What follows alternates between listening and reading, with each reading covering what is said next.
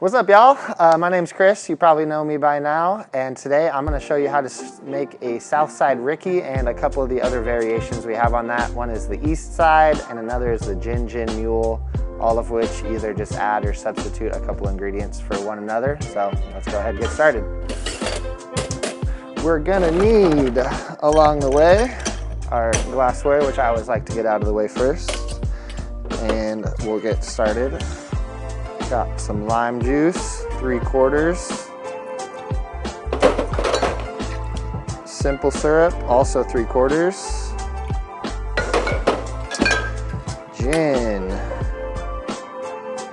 2 ounces. And that kind of fits our 2 3/4 3/4 magic formula that we've probably heard us talk about.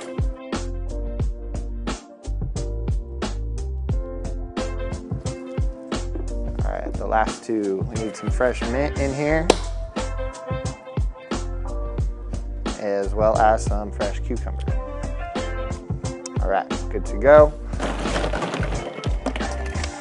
Let's get it cracking, or shaking, I guess.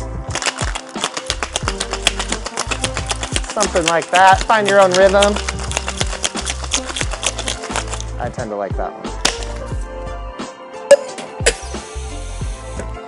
Do a little cleanup along the way. Top it with some soda water.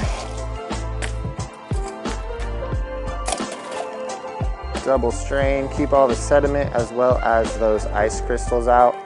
We want to maintain a controlled level of dilution, which we should ideally only be getting from the shaking.